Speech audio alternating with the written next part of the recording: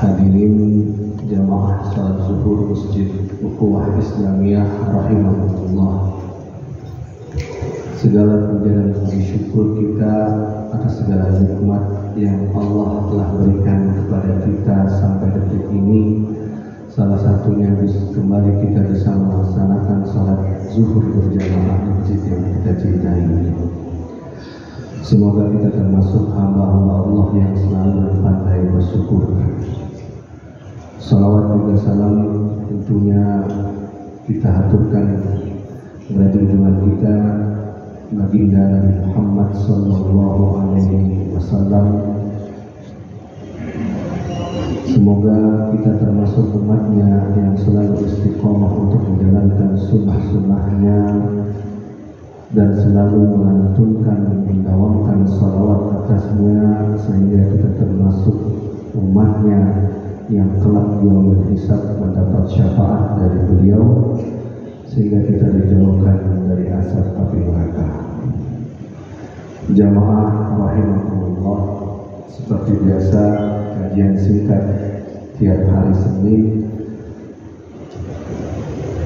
tema-tema yang berkaitan dengan kehidupan dan kematian, juga ibadah yang biasa termaktub dalam literatur tasawuf. Kali ini tema besar atau jalan kajian singkat pada zuhur hari Senin ini yang berkaitan dengan doa. Doa dalam bahasa Arab artinya adalah panggilan. Dari atau asal katanya doa atau da'a yad'u da'watan, artinya memanggil. Jadi substansi di dalam berdoa itu sebenarnya kita sedang memanggil. Yang kita panggil adalah Allah Subhanahu wa Ta'ala. Di dalam banyak terminologi tentang doa yang biasa tertulis dalam buku-buku keislaman, misalnya disebutkan bahwasanya doa itu adalah udara yang dihirup oleh seorang, artinya kata-kata yang keluar dari mulut seorang manusia yang itu mengudara sampai menembus kubah langit ketujuh. Artinya doa yang keluar dari mulut kita ini bukanlah seperti kata-kata biasa yang sehari-hari kita ucapkan kepada lawan bicara kita, tetapi doa memiliki makna khusus, adalah kata-kata yang keluar dari mulut kita, tetapi lawan bicara kita ini adalah Allah Subhanahu wa Ta'ala. Antara Khaliq atau antara makhluk dengan Khaliq, antara manusia dengan Tuhannya. Jadi doa itu sebuah suasana keintiman dengan Tuhan. Bahkan di dalam ibadah sendiri, jika kita tidak berdoa, bahkan mengingat atau berzikir kepada Allah, itu dianggap kita lalai dari mengingatnya. Karena di dalam sebuah hadis disebutkan bahwa ad-du'a'u mukhul ibadah, artinya doa itu adalah sumsumnya ibadah. Jadi ibadah di dalam hadis disebutkan bahwa doa itu adalah paling esensi dalam sebuah ibadah, yang berarti doa atau memanggil Allah Subhanahu wa Ta'ala itu bahwa menandakan bahwa kita sedang mengingat Allah Subhanahu wa Ta'ala.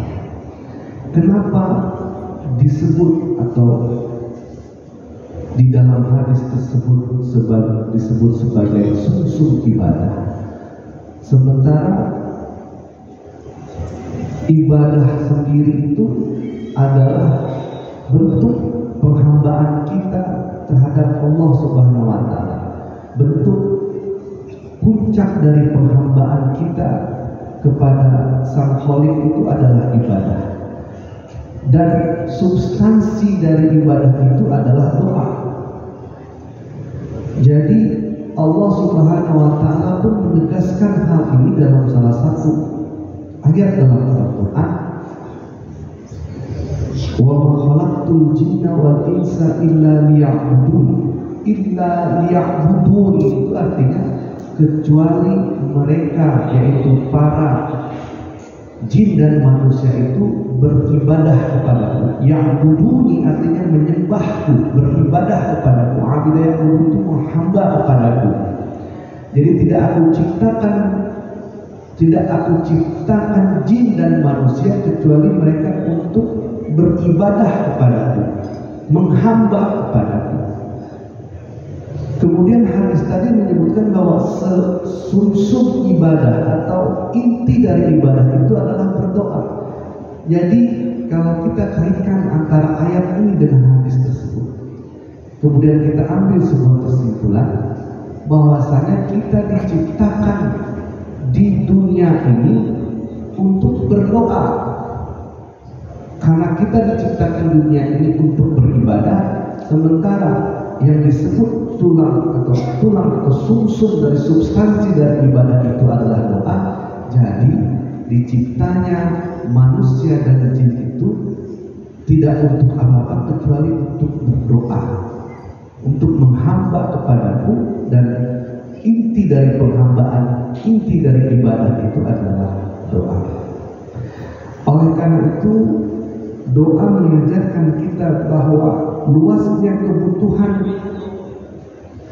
bahwa menegaskan juga kepada kita bahwasanya kita memang bergantung. Ada kekuatan lain yang di luar kemampuan kita, yang itu maha menentukan di luar usaha-usaha kita. Ketika kita sudah mengakui ada kekuatan itu, ketika kita sudah mengetahui ada yang paling bisa menentukan dari usaha kita, disitulah kesempurnaan dari seorang hamba dalam beribadah. Karena puncak penghambaan itu ketika dia melakukan panggilan atau memanggil Tuhannya bahwa Engkau adalah yang maha memberi keputusan, sedangkan aku adalah manusia yang lemah, yang hanya bisa berusaha. Kemudian yang memutuskan segala hal dan takdir itu adalah Engkau, wahai Allah. Disitulah letak kelemahan kita sebagai hamba. Dan di dalam doa sekaligus kita menyatakan bahwa ada Tuhan, ada yang mengatur dan menentukan semuanya. Situ puncak ibadah kita, pengakuan kita sebagai hamba atas kekuatan yang datang dari Tuhan yang Maha Esa, Allah Subhanahu wa Ta'ala.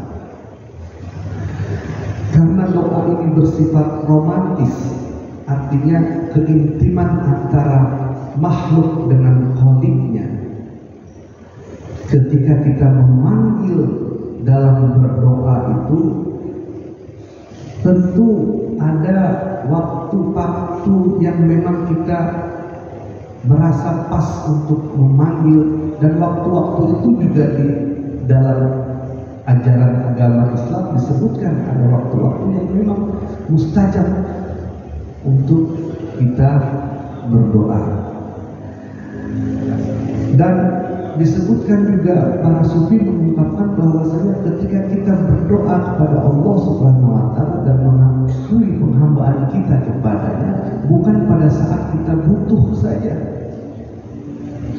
bukan hanya untuk lagi memenuhi kebutuhan yang kita butuhkan, di situ kita berdoa.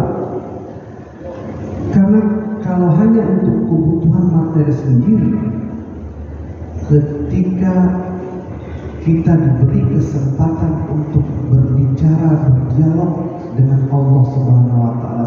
itu seharusnya kita sudah bersyukur. Atau kita analogikan ketika sepasang kekasih berbicara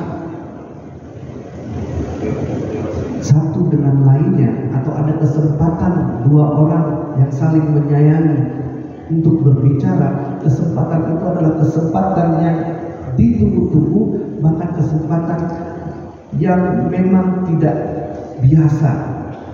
Begitu juga kalau kita analogikan, Allah Subhanahu wa Ta'ala memberi kita kesempatan dan kita mengucapkan doa saja, itu adalah sungguh waktu yang memang diberikan kepada kita oleh Sang Kekasih. Ya, Allah Subhanahu wa Ta'ala memberikan kesempatan kepada kita untuk memanggilnya dimanapun dan kapanpun, bukan berarti di waktu yang memang kita merasa membutuhkan secara materi, atau bahkan dalam keadaan apapun kita harus mengingat dalam hal ini berdoa kepada Allah Subhanahu wa Ta'ala. Doa adalah kunci kita untuk menangkal dalam banyak hal.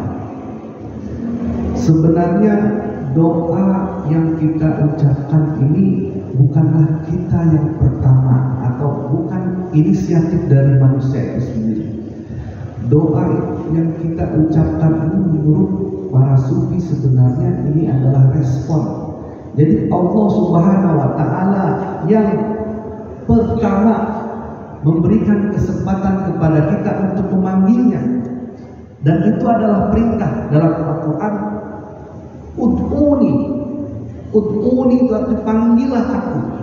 Jadi Allah sudah memulainya dengan perintah untuk memanggilnya.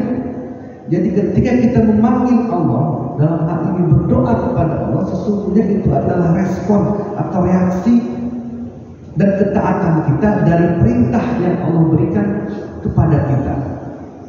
Jadi Allah Subhanahu wa Ta'ala memang menunggu kita untuk memanggilnya, karena memang perintah untuk memanggilnya itu sudah ada dalam Al-Quran. Dan perintah memanggilnya, ud'uni atau berdoalah kepadaku atau panggillah aku. Kemudian kita memanggilnya, dan doa-doa kita itu sebenarnya adalah respon atau reaksi kita atas perintah yang telah diberikan kepada kita.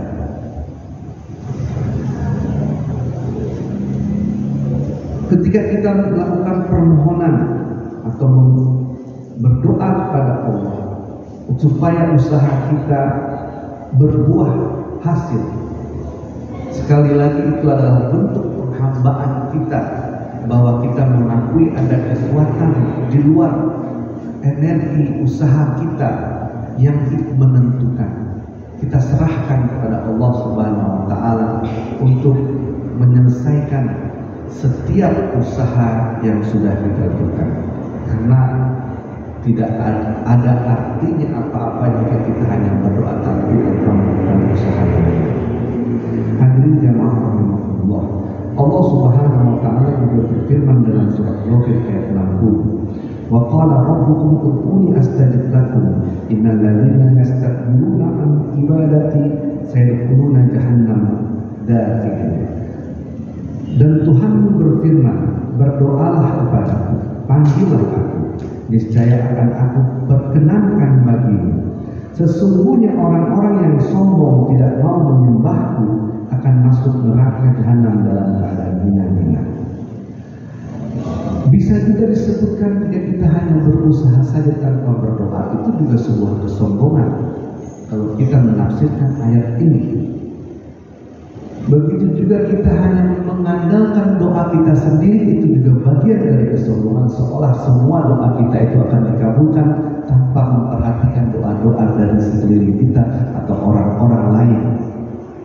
Oleh karena itu, kita dalam hal ini selalu meminta doa kepada orang tua, meminta doa dari orang tua, dari orang yang tua dari kita, bahkan kita minta doa juga, bahkan dari anak kita pun kita juga meminta doa. Dari teman kita juga kita minta doa. Karena pada dasarnya kita tidak pernah tahu siapa dan dari siapa doa itu yang mengabulkan usaha atau keinginan kita. Kita juga tidak pernah tahu, dan yakinlah bahwa setiap doa kita itu juga belum tentu langsung dijawab oleh Allah Subhanahu wa Ta'ala. Oleh karena itu, kita juga masih mengandalkan doa-doa dari orang lain, dari orang-orang di sekitar kita, karena kita tidak pernah tahu doa dari mana dan dari siapa yang dikabulkan. Hadirin jemaah rahimakumullah, kita berdoa juga tentu memiliki adab. Di dalam ajaran agama Islam, kita berdoa dengan memohon kepada Allah, ya, dengan bahasa yang lembut, dengan cara memohon bahwasanya kita yang tidak mandiri ini memohon kepada yang maha mandiri. Kita yang selalu bergantung ini memohon kepada yang maha tidak bergantung. Oleh karena itu, tentu kita mengharap dari perlindungan dan dari gantungan yang maha tidak mandiri, Allahus Samad, yaitu Allah yang tidak bergantung. Tetapi kita sebagai manusia biasa tentunya tidak mandiri, dan bentuk ketidakmandirian kita itu adalah doa ketika kita menggantungkan semua usaha dan nasib kita kepada Allah Subhanahu wa Ta'ala. Jamaah rahimakumullah, semoga dengan mengingat kembali substansi dari doa, mengingat kembali substansi dari kita diciptakan ini, bahwa kita diciptakan untuk berdoa, karena doa adalah sumsumnya atau substansi dari sebuah ibadah, dan kita diciptakan di dunia ini untuk beribadah kepada Allah Subhanahu wa Ta'ala. Jadi marilah kita selalu dan tidak meninggalkan doa dari seorang imam yang memimpin sholat kita, ya, doa dari orang-orang di sekitar kita, bahkan doa dari kita sendiri. Karena bentuk dan puncak penghambaan dari seorang hamba itu adalah ketika dia mengakui bahwa dia adalah makhluk yang tidak mandiri dan bergantung kepada yang maha mandiri, Allah Subhanahu. Jamaah Allah, semoga perenungan ini membuat kita bersemangat untuk berdoa dalam segala hal dan dalam kondisi apapun dan dimanapun. Dan semoga kajian singkat ini bermanfaat bagi diri saya sendiri juga jemaah sekalian pada umumnya. Hadanallah wa iyyakum ajma'in. Wallahu muwaffiq ila aqwamit thoriq. Assalamualaikum warahmatullahi wabarakatuh.